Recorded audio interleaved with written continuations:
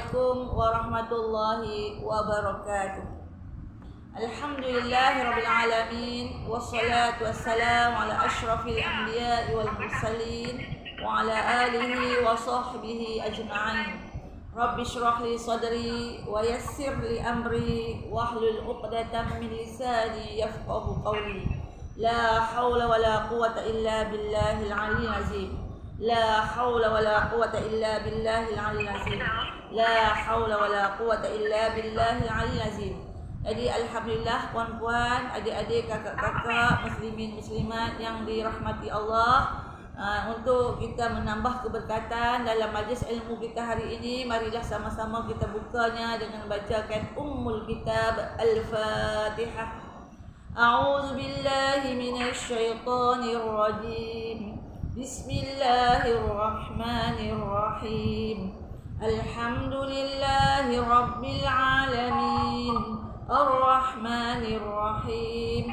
Maliki yaumiddin. Iyyaka na'budu wa iyyaka nasta'in. Ihdinas siratal mustaqim. Siratal ladzina an'amta 'alaihim ghairil maghdubi 'alaihim waladdallin. Amin. Jadi sebagai pengetahuan kita bersama, hari ini kita mempelajari kitab hadis 40, iaitu Penawar Hati. Kita masuk kepada tajuk yang ke-25, ya. Tajuk yang ke-25 ni pendek tajuk tapi maksudnya pengajarannya sangat memberi kesanlah pada kita, bagaimana kehidupan kita seharian yang perlu kita jaga lidah kita dengan sebaik mungkin, ya.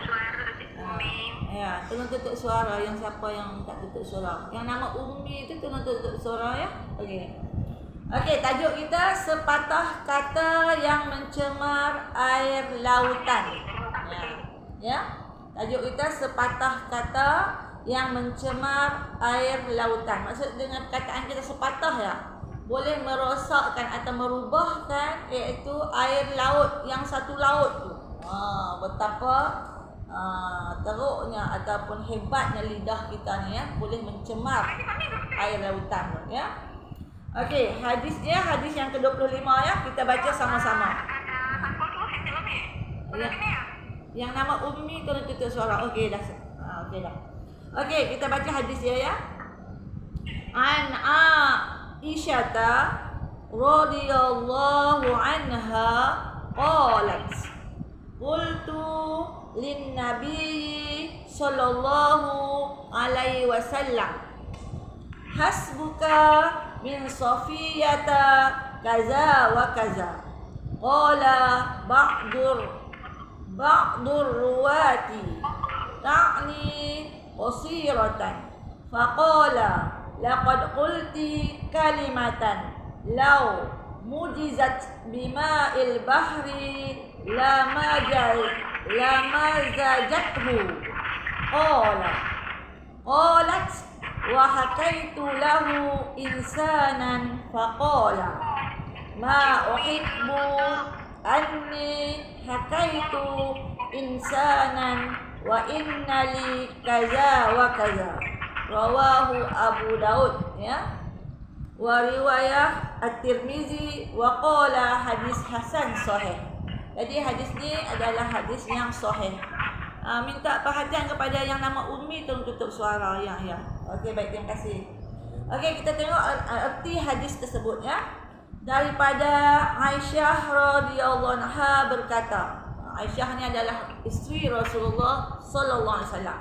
Aisyah menceritakan, ya, aku pernah berkata kepada Rasulullah sallallahu alaihi wasallam.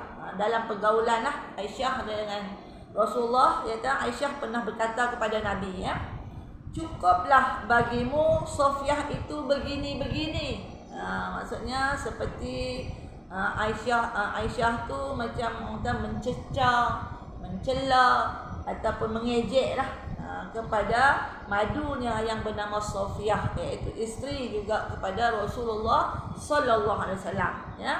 Jadi dia kata cukuplah bagimu Sofiyah itu begini-begini. Maksudnya maksudnya dia mengejek lah kan. Berkata setengah daripada perawi hadis yang dimaksudkan oleh Aisyah bahawa Sofiyah itu pendek atau rendah orangnya. Jadi mungkin Aisyah tu orang dia tinggi, macam kita lah, maksudnya biasa orang normal kan. Tapi Sofiyah tu orangnya rendah sikit. Kita sebut apa? Macam orang rendah ni kedek, dan bukan kedek, maksud dia rendah lah. Orang rendah. Kita ni biasalah Allah Ta'ala jadikan kita ada yang tinggi, ada yang rendah, ada yang gemuk, ada yang kurus, ada yang macam-macam kan. Jadi tiba-tiba satu hari itu Aisyah tersebutlah kepada Rasulullah, terkata, iaitu cukuplah bagimu Sofiyah itu begini-begini. Macam mengejek lah, Sofiyah tu pendek orangnya. Maka Rasulullah SAW bersabda, Nabi kata apa?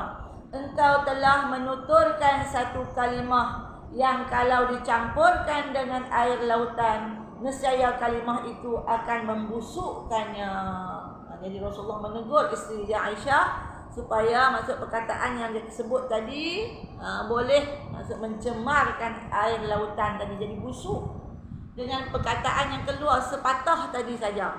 Itu yang bermaksud Aisyah tu maksudnya pendek, rendah, tak cantik lah, ibarat kata macam tu lah ya.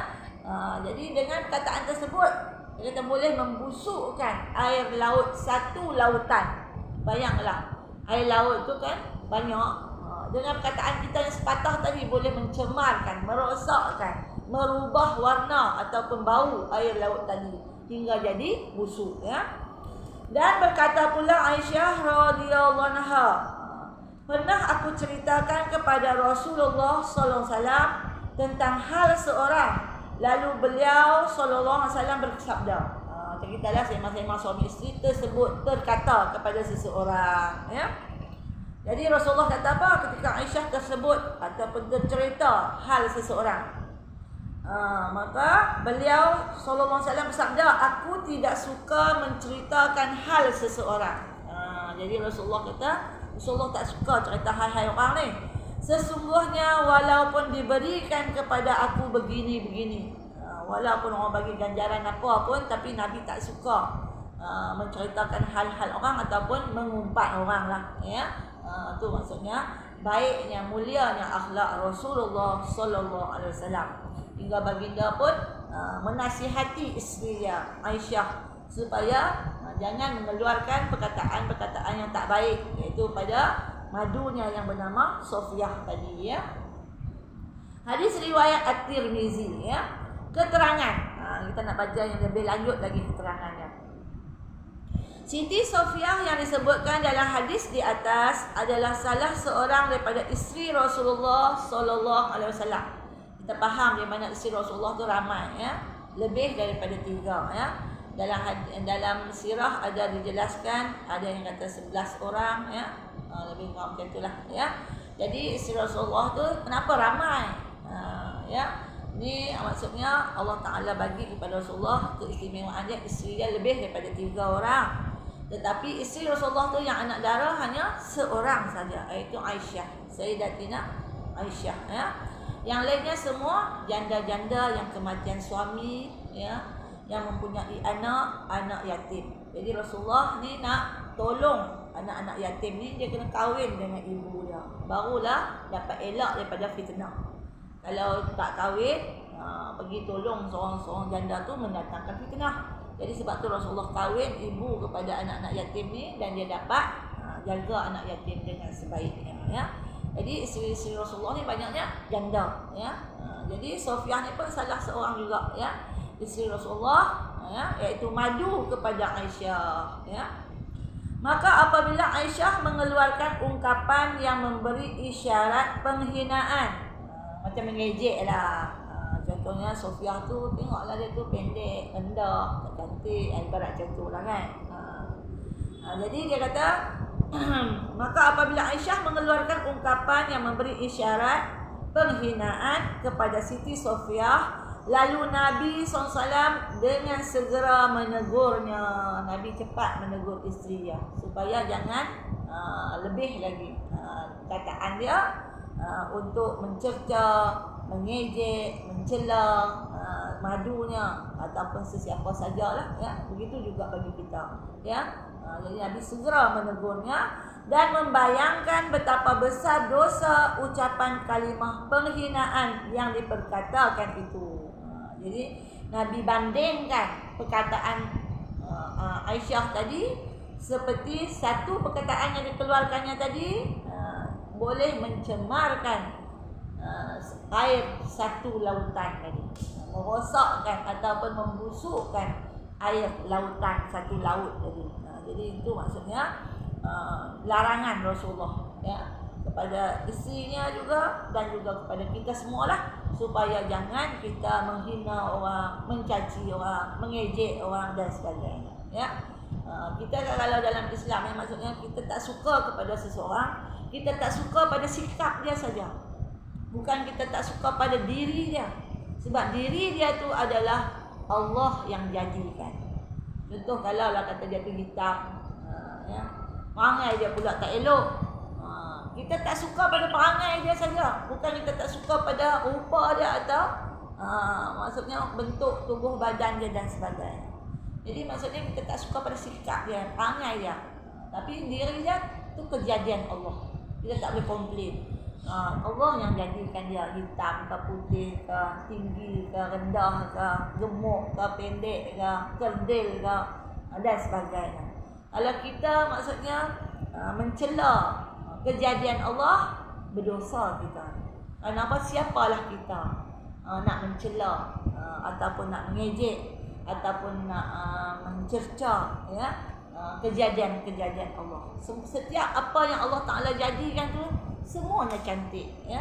Orang pendek pun cantik cara dia, orang tinggi pun cantik cara dia, semuanya elok belaka, ya. Orang hitam pun cantik pada cara dia, ya. Semua tu elok belaka. Jadi kita kena terima, berarti kita tidak membangkang ataupun kita tidak mengejek ciptaan Allah. Kalau kita mengejek orang tersebut, seperti kita mengejek ciptaan Allah. Allah yang mencipta, dia tak layak mengejek. Kita ni suruh buat tak? Jadikan orang reti tak reti. Ya. Macam kadang-kadang lah kita duduk sama-sama, kita komplain, kamu ni hidung kemek lah, apalah. Kadang-kadang kita dengan adik-beradik kita kan, misalnya kawan ni muka bulat, kawan ni muka bujur, kawan ni muka macam-macam jenis muka kan. Kita tak boleh mengejek. Sebab apa? Itu ciptaan Allah, ya. Suruh kita buat tak, langsung tak reti, ya. Nak buat rupa orang memang tak boleh. Tambah nak jadikan orang lagi tak boleh kan.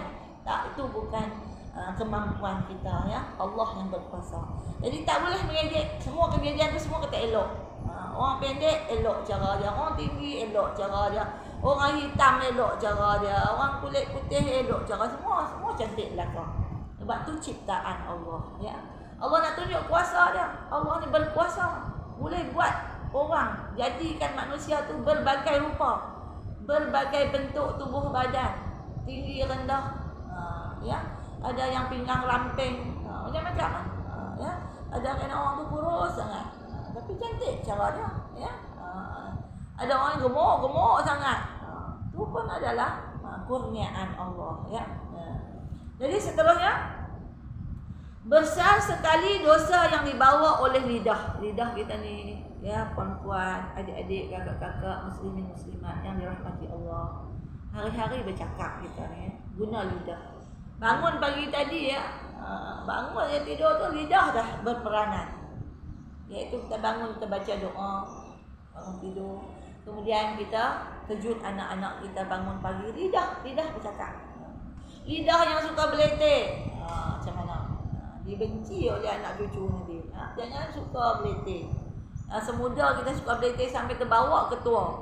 Bila bawa ketua esok anak cucu benci. Allah, leceh lah nenek ni, asyik beletih ya. Jadi sikit-sikit tu nak beletih boleh lah. Kadang-kadang kita menegur anak-anak cucu kita apa yang tak betul, ya. Suruh buat kerja rumah apa, tu tak apa. Tapi jangan sampai lidah kita ni jadi seorang peletih, ya. Besar sekali dosa yang dibawa oleh lidah. Jaga lidah kita betul-betul. Lidah yang baik, eloklah perangai kita, kelakuan kita. Lidah tak baik, habislah. Orang sakit hati. Tengok muka kita pun dah. Rasa dia ni kau tak ada pun tak apa. Ada aku nyampah betul. Kita takut macam tu. Masyarakat kita jadi macam tu ya. Sebab dengan lidah tadi ya. Besar sekali dosa yang dibawa oleh lidah seseorang yang tidak bertulang ini. Lidah yang tak ada tulang. Tu dia boleh nak cakap apa saja ya. Bergeraklah ke kanan, ke kiri, ke atas, ke bawah ya. Selagi kita ni tak sampai hukum untuk mati. Dekat nak mati esok Allah Ta'ala akan bagi lidah kita tarik ke dalam. Sebab tu tak boleh nak bercakap. Orang nak mati tu lidah dia jadi keras, masuk ke dalam ya. Lidah kita ni sebenarnya panjang. Tak percaya tengok lidah lembu tu, panjang lah. Kalau kita sembelih lembu kita nak ambil lidah dia panjang, masya-Allah ya. Tapi bila kita nak mati ditarik ke dalam, jadi pendek. Cakap pun dah tak, orang tak faham ya.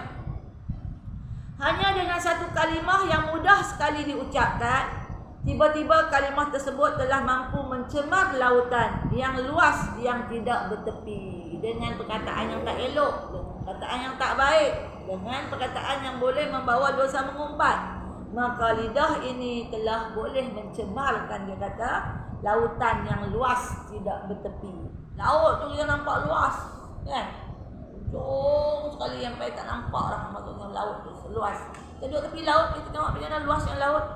Dengan perkataan yang tak elok kita sebut tadi, kita boleh mencemar air laut yang satu lautan tadi, boleh membusukkan ya, boleh mengeruhkan, boleh jadi tak baik, boleh jadi tak elok pada air laut tadi. Bayangkanlah perkataan kita tu ya.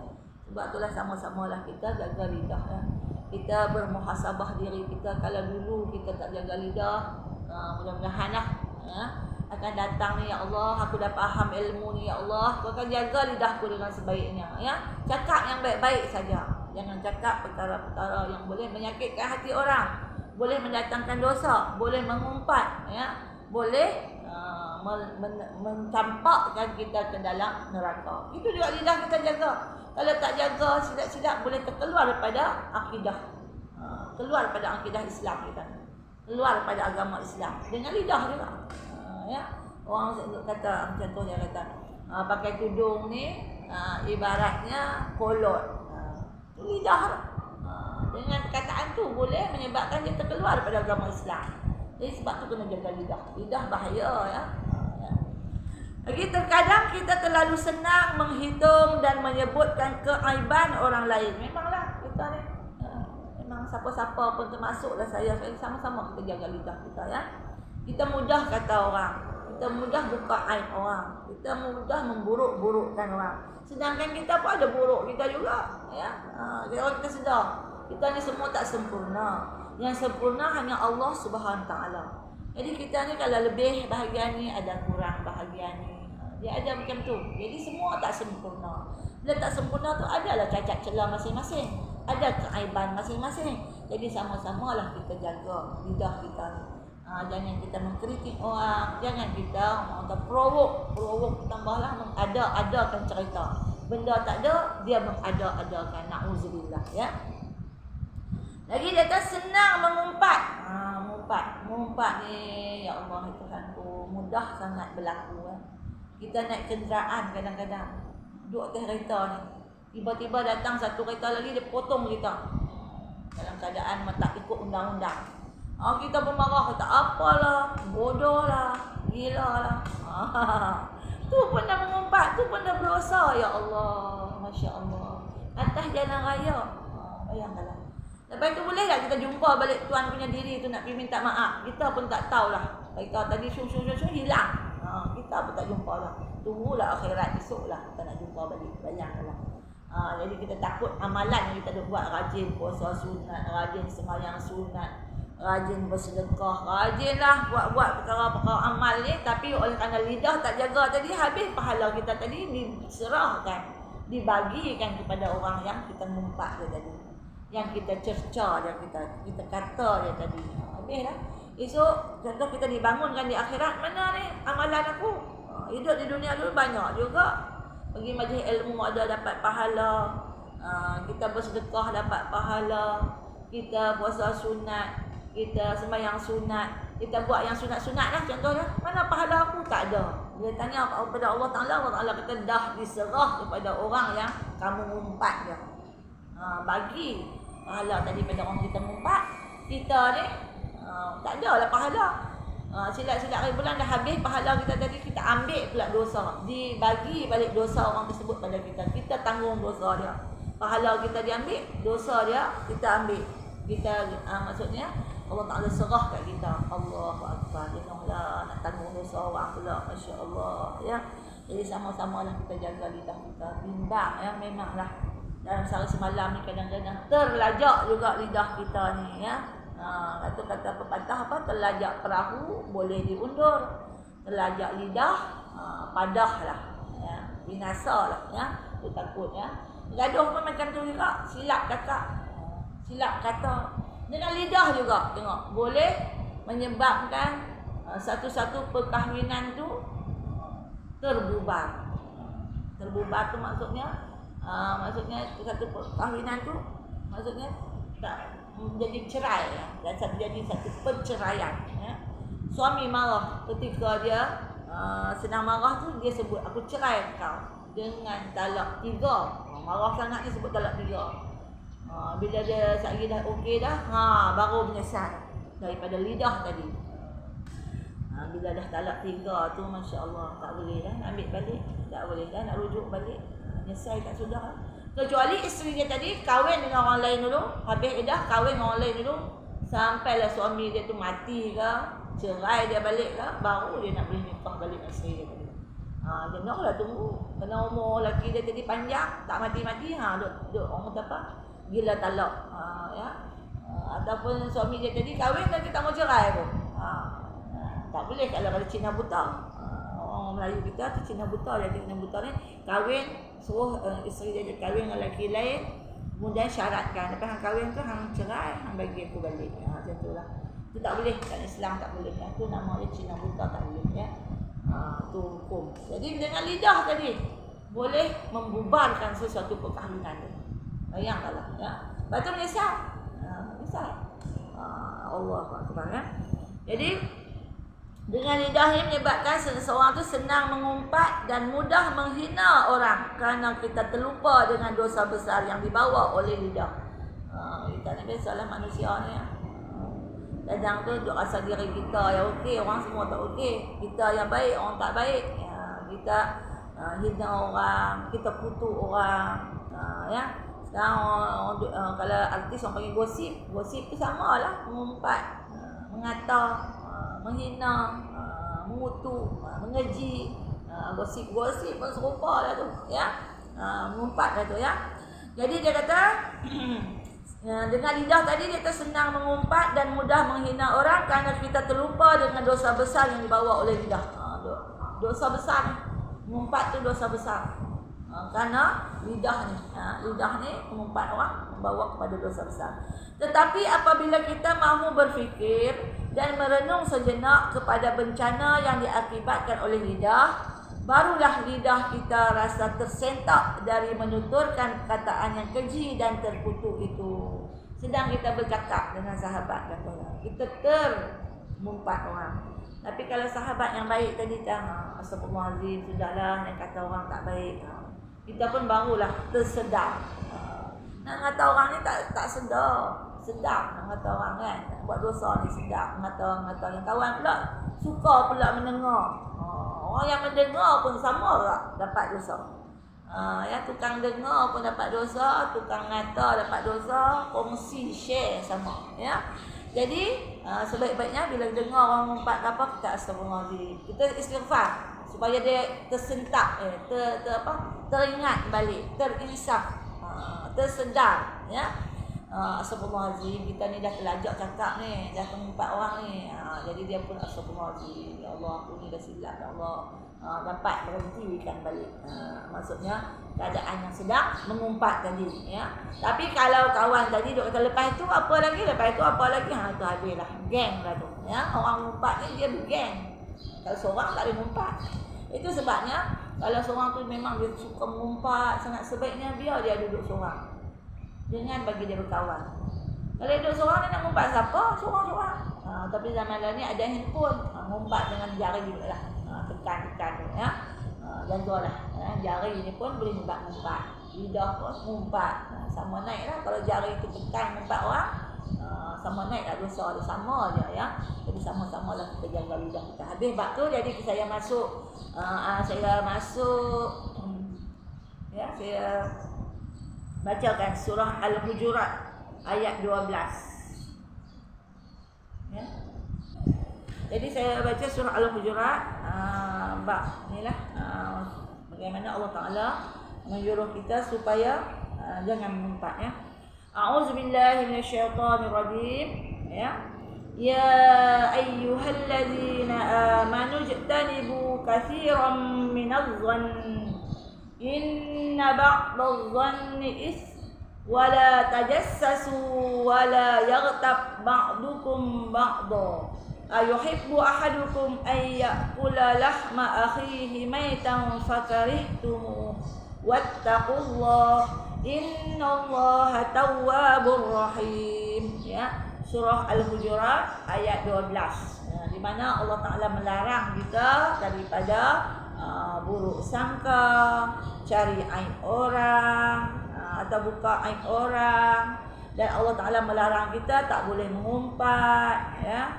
Dan Allah Ta'ala suruh kita bertaubat dan takutlah pada Allah dalam pengajaran daripada surah Al-Hujurat ayat 12. Saya baca artinya. Hai sekalian mereka yang beriman. Allah Ta'ala tujukan kepada orang beriman yang mau ikut perintah Allah ni, yang mau ikut apa yang dilarang oleh Allah Ta'ala ni. Orang tak beriman, dia tetap macam tu ya. Jauhkan oleh kamu akan banyak daripada sangka. Jauhkan kita daripada bersangka-sangka ya, iaitu sangka yang jahat. Sangka jahat tu, tengok kawan hari ni muka tak senyum, kita dah sangka dia ni sombong lah. Tu sangka jahat tu. Sedangkan hari tu dia ada masalah, contoh dia kerana hari tu dia tak ada duit ke apa, jadi muka dia tak mau nak senyum. Orang ni macam-macam karakter ya. Ada yang ada masalah, muka masih senyum lagi. Ada yang ada masalah tapi muka dia sekali naik, yang kata apa, tarik 44 muka tarik, muka orang kata ni lah, muka flat ya. Jadi macam-macam jenis orang ya. Jadi Allah Ta'ala larang kita, jauhkan oleh kamu akan banyak daripada sangka. Jangan sangka tengok orang tu muka masam, biar kat dia ada masalah kot, kita tak sah kacau dah itu ya. Kerana bahawasanya setengah daripada sangka itu dosa. Banyak dosa sangka orang, dia ni kenapa ni muka masam aku ni, marah aku ke, tak suka aku ke. Jadi sungguhnya bahawa banyak sangka itu adalah dosa ya. Kita sangka-sangka ya. Dan jangan kamu mencari dan memeriksa aib manusia. Jangan cari ya, dan periksa aib manusia. Kita pergi rumah orang, sebab tu bila pergi rumah orang, dia kata butakan mata. Mata tu salah tengok merata-rata sangat. Ya, lagi nampak rumah dia banyaknya kain bersangkut-sangkut, balik cerita kat orang. Dosa ya. Butakan mata bila pergi rumah orang. Tulikan telinga, pekakkan telinga pergi rumah orang. Ya. Maksudnya apa-apa dengar dalam rumah tu, orang bertengkar ke, orang apa bergaduh ke, buat tak tahu ya. Ya. Bisukan mulut. Mulut tu bisu, balik mai jangan cakap apa, diam. Orang tanya pergi rumah dia tu macam mana, kemas ke, bersih ke? Okey lah. Kata okey lah. Ni kata aku ke rumah dia, ya Allah, ya Tuhanku, daripada pintu sampai ke dalam penuh kain baju. Tu je. Tu lah. Tu bawa dosa tu. Ya. Jadi Allah Ta'ala kata jangan kamu mencari dan memeriksa aib orang. Jangan cari, pilih tu. Rumah dia tak mau sapu ke, tak mau peletak dia lah. Kita pergi ke atas tujuan kita ya tadi ya. Dan jangan mengumpat setengah kamu akan setengah. Jangan mengumpat. Orang lain lah, antara kita ni jangan mengumpat setengah akan setengah. Adakah suka seorang kamu bahawa makan ia daging saudaranya pada ketika mati? Kalau kita mengumpat orang tu, ibaratnya seperti kita makan bangkai kawan kita. Kawan kita tadi mati, kita gigit makan isi dia yang bangkai tadi. Orang mati tu bangkai lah kan. Bayangkanlah, tak nak lah kita. Waktu hidup dia hidup pun kita tak memakai isi badan, isi dia tadi kan. Tambah lagi mati ya. Okey. Adakah suka seorang kamu bahawa makan ia daging saudaranya pada ketika mati? Itu seperti bangkai. Maka benci kamu akan dia. Benci tu tak suka lah, tak mau lah makan bangkai kawan kita tadi. Maka benci kamu akan dia dan takut oleh kamu akan Allah Ta'ala. Takut Allah Ta'ala. Takut Allah Ta'ala, kita tak akan ngumpat. Kita tak akan kata orang. Kita ada break, kontrol lidah kita. Nak kata astagfirullahaladzim, dia akan ada kontrol. Tapi kalau tak ada iman ni, nak kata ya. Jadi bahawasanya Allah Ta'ala itu sangat menerima taubat. Allah Ta'ala tu terima taubat. Kalau dulu kita banyak mengumpat orang astagfirullahaladzim, ya Allah, banyak yang dosa aku satu aku tak tahu, ya Allah, aku jahil, ya Allah, aku tak dapat kontrol lidah aku, ya Allah. Insaf kita ya. Bahawasanya Allah Ta'ala itu sangat menerima taubat, lagi sangat kasih sayang. Allah Ta'ala tu kasih kat kita. Tu macam contoh kita berada di dalam majlis ilmu pengajian secara Google Meet, kasih muka, tanda Allah Ta'ala kasih kat kita. Dia nak bagi kita faham ilmu. Bila kita dapat berada, kita faham ilmu, kita faham, kita dapat amalkan dalam hidup kita. Kita dapat jadikan diri kita ni, maksudnya insan yang beriman, yang amal soleh, yang patuh pada ajaran-ajaran terkandung dalam Islam dan menjauhi apa yang dilarang oleh Allah SWT. Jadi dalam ayat ni, walau kita baca tadi ayat ni iaitu surah Al-Hujurat ni ayat 12 ya, tapi banyak terkandung maksudnya larangan-larangan Allah ya, dan juga suruhan Allah. Apa yang Allah Ta'ala suruh? Takut pada Allah. Takut. Bila takut Allah takkan buat. Contoh kita tak semayang, belum semayang fardu. Takut pada Allah, cepat kita semayang. Bila kita takut Allah, selamatlah. Kita nak ngumpat orang, kita takut Allah, tak ngumpat. Ya. Kita nak bergaduh, kita takut pada Allah, tak bergaduh. Ya, insya-Allah. Itu yang dapat mengawal diri kita daripada perkara-perkara yang tak baik. Ya. Dan dalam ayat ni disuruh bertaubatlah pada Allah. Kalau dulu kita ni banyak mengumpat orang, taubatlah pada Allah. Takutnya bila orang ni suka mengumpat, Allah Ta'ala bagi ya, macam-macam. Bila nak mati tu tengok Allah Akbar ya. Lidah dia belum mati lagi, dah tak boleh bercakap berhari-hari. Ya, orang tarik lidah ke dalam. Dia tak boleh cakap. Dia tak cakap dahaga, nak air, sekalipun nak bagi tahu kat anak pun tak faham. Ya. Sebab apa? Lidah dia ditarik ke dalam, percakapan kita pun orang tak faham. Tengok, tak tahu apa benda ya. Jadi hadis Nabi lagi ya, iaitu melarang kita daripada maksudnya kejahatan lidah ni ya, iaitu la yadkhulul jannata nammamun. Nabi kata la yadkhulul jannata nammamun. Tidak masuk ke dalam syurga orang yang mengadu-ngadu, iaitu menghasut, mengadu domba. Ya. Dalam bersahabat kadang-kadang ada di antaranya yang suka mengadu, menyampaikan cerita, menghasut dan sebagainya, yang boleh menyebabkan mencetuskan pergaduhan, permusuhan, sakit hati, benci, itu berdosa. Hingga Nabi kata tak masuk syurga orang macam ni. Ya, tambah lagi orang tu dengan lidah dia tadi, dia boleh merosakkan sesebuah rumah tangga yang bahagia. Dia boleh merosakkan, maksudnya dia dengan lidah yang menghasut ya, pasangan tadi sampai bergaduh laki bini, bergaduh mertua, ipar duai, habis semua ya. Allah Akbar. Dalam kitab lain dijelaskan orang yang meruntuhkan rumah tangga orang ni, mati esok, akhirat esok, Allah Ta'ala tak pandang muka dia, Allah Ta'ala tak mau tengok muka dia. Bayangkanlah kalau kita nak jumpa Allah, Allah tak mau tengok muka kita. Allah, Masya Allah, sentingnya ya. Jadi ramailah zaman sekarang, akhir zaman ni orang kadang-kadang sanggup ya, dengan lidah dia tadi merobohkan sesebuah rumah tangga orang ya. Allah Akbar. Rumah tangga tu ibarat seperti masjid yang terbina, elok, rukun, damai dan sebagainya. Tapi dengan lidah dia tadi menyebabkan habis porak peranda. Masya Allah ya. Masya Allah. Jangan lari ya. Saya pun biasa jumpa adalah di antara ya, sesama sahabat lah, tapi orang lelaki. Bila dia jumpa ya sama lelaki dia, apa perkataan dia keluarkan dulu? Saya tak setuju benda. Bila nak tambah lagi? tanya kat kawan hak lagi. Bila nak tambah lagi cawangan, nak buka lagi cawangan baru. Jadi dia macam betul perangai ataupun macam disuruh. Sedangkan kalau cuba dibagi nasihat yang baik, isteri yang ada, anak yang ada ni jaga dengan elok, ya, jalankan tanggungjawab dengan elok, tu yang terbaik. Ni kadang-kadang orang agama semua itu yang kadang-kadang sedih antara sahabat lah yang kurang faham bab-bab ni, ya. InsyaAllah tu boleh mencetuskan ataupun merobohkan, merosakkan rumah tangga orang, ya. Kadang-kadang kawan tu pun duit tak berapa, bukannya orang yang senang, tapi bila kawan ni duk perangat sangat, duk tanya sangat, mula tercabar, dia tercabar tu lah, ya. Dan bila nak tambah lagi, kawan ni pun terangkat semacam, itulah kadang menyebabkan rumah tangga seorang tu jadi rosak, binasa dengan kata-kata kita tadi, ya. Dosa tu, ya. Kalau orang tu berpendapatan besar dan sebagainya tu okey lah juga, makan pun tak cukup, masya-Allah, ya. Penyair kata lagi, penyair berkata, luka dengan sebab lembing sembuh dengan mudah. Kita cakap dulu orang perang kan, bila perang kena lembing, tertikam dengan lembing.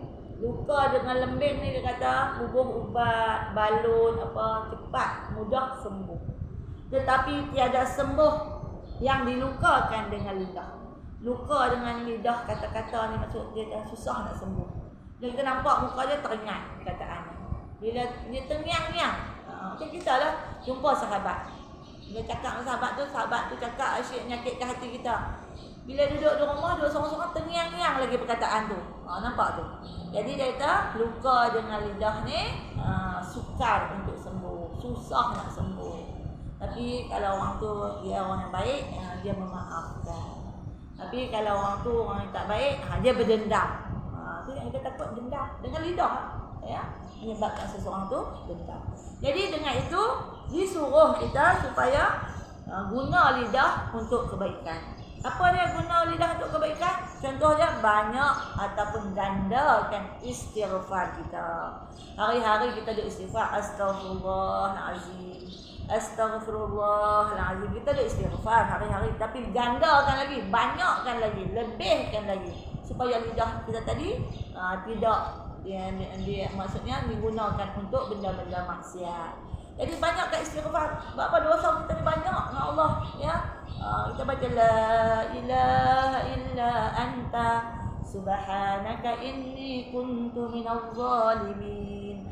Baca, ya. Taubat Nabi Yunus tu banyak-banyak. Allah Ta'ala ampun dosa kita.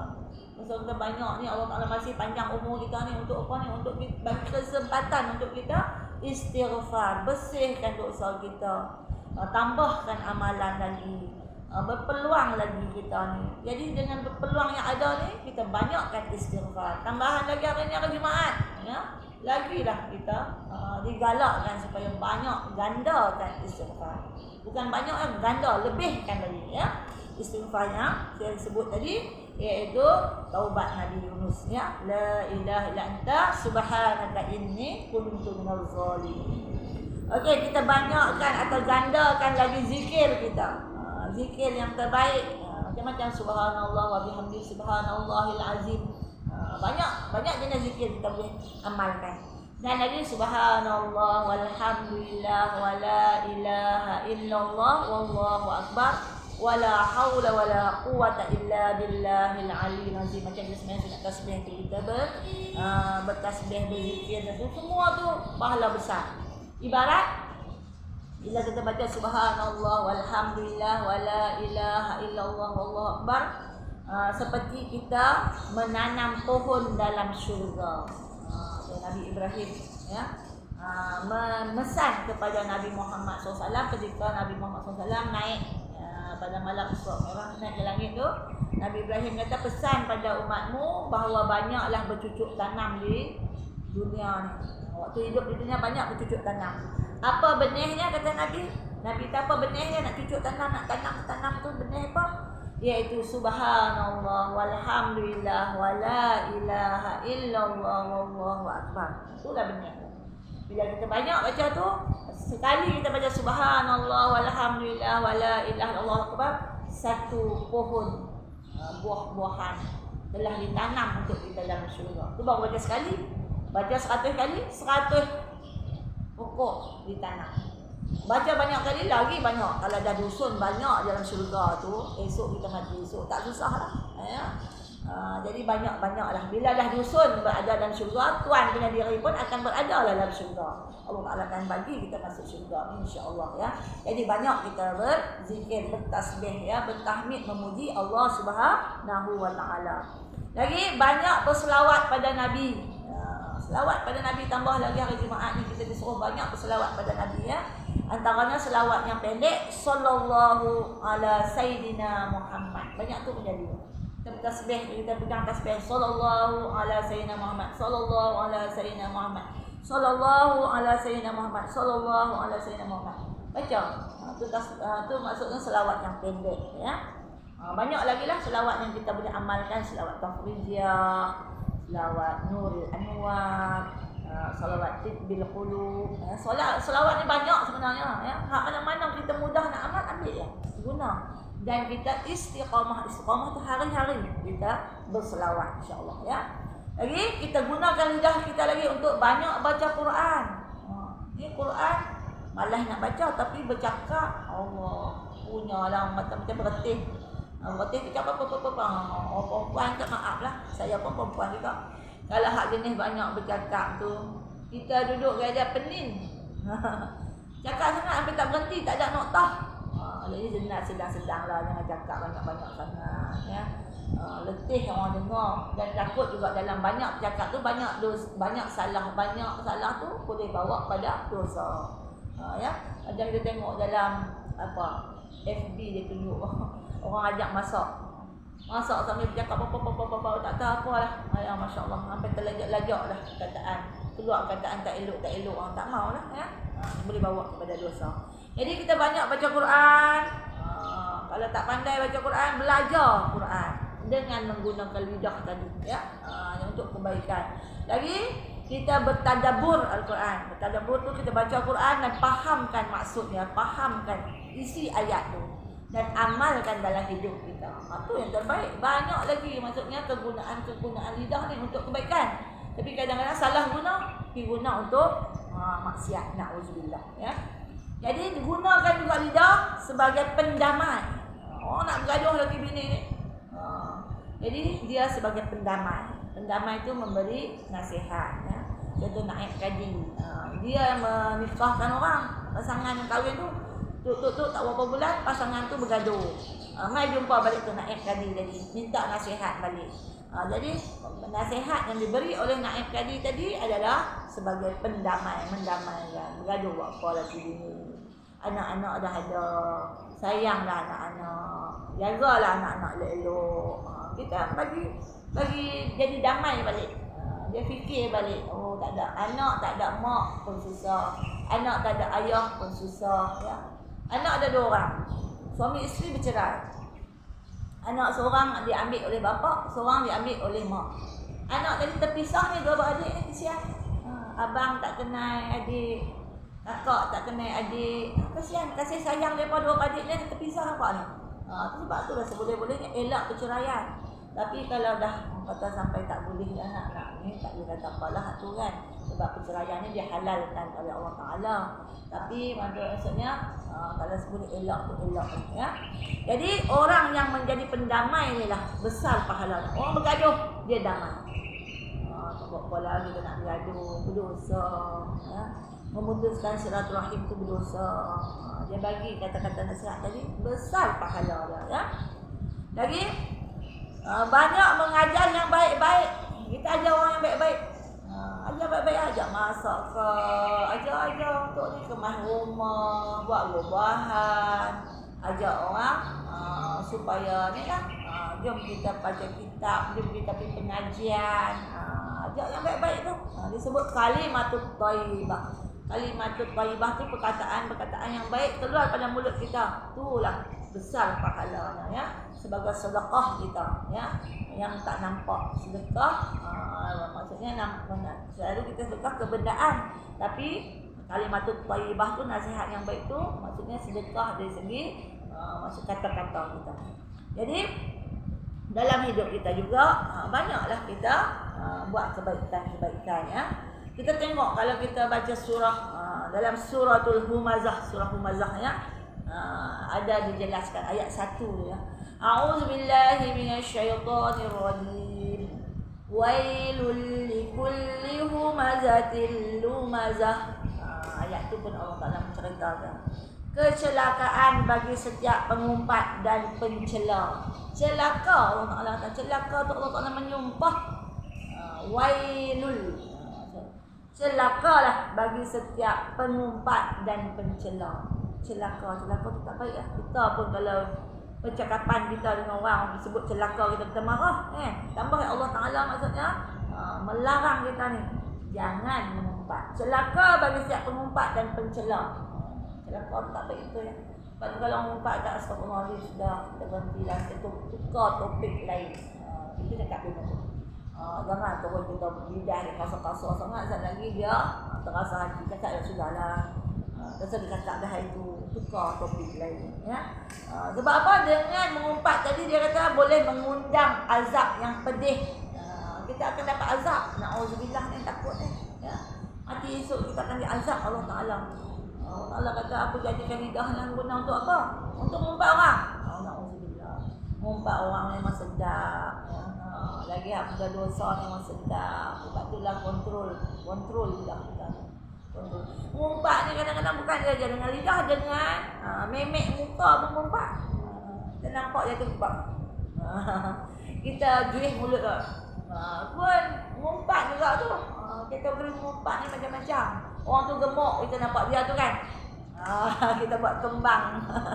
Ketiak kita ni membayangkan gemuk tu pun mengumpat juga, isyarat tu. Yang macam-macam lah. Tengok dia tu buat. Tu pun mengumpat tu. Kawan seorang faham tak? Tengok, kita nampak seorang tu, kita bagi tahu kawan. Kawan seorang faham. Kata dia tu gelong tak? Cakap tak betul. Pengumpat. Allah Akbar. Jadi sama-sama lah kita jaga diri kita ya Allah. Selama ni bukan kita tak pernah laku, kita pernah laku benda ni. Jadi kita kena banyak insafkan diri ya Allah. Aku ni ya Allah dah tua ya Allah. Aku dah nak balik ke pangkuanmu ya Allah. Bagilah aku ni berakhlak baik. Jauhkan daripada sikap-sikap yang tak baik ya Allah. Kalau dulu aku banyak buat-buat yang tak baik ni ya Allah, aku insaf ya Allah. Minta pada Allah. Sebab Allah tu kasih sayang daripada kita ya. Jadi kita berdoa pada Allah ya Allah. Bagilah aku ni mempunyai hati yang bersifat mahmudah ya. Hati yang bersifat terpuji. Allah yang bagi kita doa pada Allah. Jauhkanlah aku pada sifat mazmumah, sifat-sifat yang keji ya Allah. Doa pada Allah selalu ya. Minta Allah Taala bagi kita. Makin hari dekat nak mati ni lagi makin baik. Tak mau kalau dulu baik sekarang teruk lagi masalah ya. Biarlah dulu kata tak berapa bagus perangai kita semakin bagus. Ada perubahan. Ya, sebab kita ni dah hampir nak ke garisan penamat. Nak matilah kita ni. Umur kita ya Allah Akbar. Ramai antara sahabat kita yang mati tu. Bukan mati tua, mati dalam 50-an. Awal 60-an. Allahu Akbar ya. Jadi sama-samalah kita jaga lidah kita dengan sebaiknya. Sebab Nabi dah pesannya kalau mengumpat orang ni boleh mencemar air satu lautan tu. Ya Allah Tuhan ya. Jadi sama-sama kita. Jadi masa lebih kurang 7 minit lagi. Jadi hari ni kita punya hadis kita ni pendek ya. Jadi saya datangkan dari ayat Quran tu supaya tambahkan lagi pahaman kita, supaya kita jaga lidah kita dengan sebaik mungkin ya. Dan sehari-hari bercakap, jaga lidah ya. Bila nak kata orang astagfirullahalazim cepat-cepat. Sebab apa? Dengan kita mengumpat tadi menyebabkan hati kita jadi hitam. Hati kita jadi keras. Kita mengumpat orang, contoh kita kata lah orang tu tak bagus ke apa ke ya, tu jatuh satu titik hitam dalam hati kita, menghitamkan hati kita. Jadi tak baik hati kita, tak bersih hati kita. Kita nak bersihkan hati, jadi nak bersih hati kena banyak istighfar tadi. Sebab itulah kita maksudnya dah main umur kita ni, kita banyak-banyaklah tambah zikir kita, tambah maksudnya taubat kita, tambah lagi amalan-amalan kita yang baik insya-Allah ya. Jadi untuk mengakhiri dah, habis dah kita baca hadis tu ya. Jadi untuk mengakhiri majlis ilmu kita hari ini. Marilah sama-sama mengaminkan doa yang saya bacakan ya. Sama-sama ya. Bismillahirrahmanirrahim. Alhamdulillahirabbil alamin. Wassalatu wassalamu ala asyrafil mursalin. Sayyidina wa maulana Muhammad wa ala alihi wa sahbihi ajma'in. Allahumma inna nas'alukal afwa wal afiyah fid din wad dunya wal akhirah. Allahumma ighfir lana dzunubana wa li abaina wa li ummahatina wa li jaddatina wa li ustazina wal jami'il mu'minin wal mu'minat wal muslimin wal muslimat al ahya'i minhum wal amwat bi rahmatika ya arhamar rahimin. Allahumma inna na'udzubika minal hammi wal hazan wa na'udzubika minal azzi wal kasal wa na'udzubika minal jubni wal bukhl wa na'udzubika min ghalabatid daini wa qahrir rijal. Allahumma inna na'udzubika min ilmin la yanfa' wa min qalbin la yakhsha' wa min du'ain la yusma' wa min nafsin la tashba'. Rabbana atina fid dunya hasanah wa fil akhirati hasanah wa qina azabannar wa qina azabannar wa qina azabannar. Wa sallallahu ala sayyidina Muhammadin wa ala alihi wa sahbihi ajma'in. Subhana rabbika rabbil izzati amma yasifun wa salamun alal mursalin walhamdulillahi rabbil alamin. Jadi kita sudahi majlis ilmu kita dengan baca kafaratul majlis dan juga suratul Asr. Bismillahirrahmanirrahim. Subhanakallahumma wa bihamdika asyhadu an la ilaha illa anta astaghfiruka wa atubu ilaik. A'udzu billahi minasyaitonir rajim. Bismillahirrahmanirrahim. Wal 'ashr. Innal insana lafi khusr illa alladzina amanu wa 'amilus shalihat wa tawasaw bil haqq wa tawasaw bis sabr. Shadaqallahul azim. Sekian, wabillahi taufiq wal hidayah.